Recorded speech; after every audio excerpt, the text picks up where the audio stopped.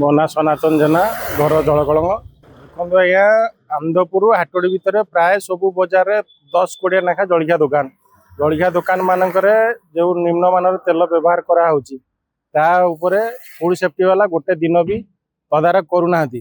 ସେଇ ବର୍ଷର ସେଇ ମାର୍ଚ୍ଚ ମାସରେ ଲାଷ୍ଟରେ ଆସିକି ସବୁ ଦୋକାନକୁ ଟିକେ ଟିକେ କହିଦେଇକି ପଳାଉଛନ୍ତି। ତାପରେ ତାଙ୍କ ଜାଗାରେ ସେ ସେଫ୍ଟିରେ ବସିଲେ ଏଣେ ଡୁପ୍ଲିକେଟ୍ ଭେଜାଲ ତେଲ ସବୁ ଜିନିଷ ତିଆରି ହେଉଛି, ଯାହାକୁ ଖାଇକି ଲୋକମାନେ ବିଭିନ୍ନ ପ୍ରକାର ରୋଗରେ ପୀଡ଼ିତ ହେଉଛନ୍ତି। ପ୍ରାୟ ମୁଖ୍ୟତଃ ଗ୍ୟାଷ୍ଟ୍ରିକ୍ ଆଉ ଅଲଗା ଅଲଗା ପ୍ରକାର ବିଭିନ୍ନ ପ୍ରକାର ଆଜିକାଲି ରୋଗ ତ ସୃଷ୍ଟି ହେଉଛି। ଅକ୍ଷୟ କୁମାର ଜେନା ଦୋକାନ ଅଛି ରାସ୍ତା କଡ଼କଡ଼େ ମୋର ଯେଉଁ ଜଳଖିଆ ଦୋକାନ ସବୁ ରହିଛି, ସେ ଜଳଖିଆ ଦୋକାନକୁ ଟିକେ ତଦାରଖ କରିବା ପାଇଁ ମାନେ ଠିକ୍ ଠାକ୍ ସେମାନେ ଦେଉଛନ୍ତି କି ନାହିଁ, ମାନେ କେବେ ବି କେହି ଆସିନାହାନ୍ତି, କେବେ ବି ଦେଖିନାହାନ୍ତି କେହି।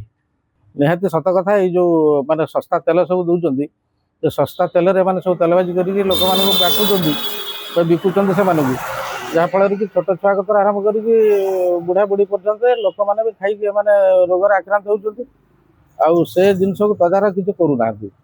ଯଦି ଏହାକୁ ତଦାରଖ ମାନେ କରନ୍ତେ, କେନ୍ଦୁଝରବାସୀର ଯେଉଁମାନେ ଅଫିସର ମାନେ ଅଛନ୍ତି ସେମାନେ ଯଦି ଆସି ଠିକ୍ ଠାକ୍ ସବୁ ଦେଖନ୍ତେ, ତଦାରଖ କରନ୍ତେ, ସବୁ ଦୋକାନ ଗୁଡ଼ା ବୁଲିକି ଯଦି ଦେଖନ୍ତେ ଯେ ବାସ୍ତବିକ ଠିକ୍ ତେଲରେ ମାନେ କରୁଛନ୍ତି କି ନାହିଁ, ଯଦି ଦେଖନ୍ତେ ତାହେଲେ କିଛି ଗୋଟେ ସୁଧୁରି ଯାଆନ୍ତା। ଯେଉଁଟା ୟାକୁ ଖାଇଲା ଫଳରେ ମଧ୍ୟ ଏଇ ଯେଉଁ ତେଲ ଭାଜି ଜିନିଷ ଖାଇଲା ଫଳରେ ମାନେ ହାର୍ଟ ଚୋକ୍ ବି ବହୁତ ଲୋକଙ୍କର ହେଉଛି, ଆଉ ଗ୍ୟାଷ୍ଟ୍ରିକ୍ ହେଉଛି, ଆଉ ବିଭିନ୍ନ ପ୍ରକାର ରୋଗରେ ମାନେ ପୀଡ଼ିତ ହେଉଛନ୍ତି ଜନସାଧାରଣ।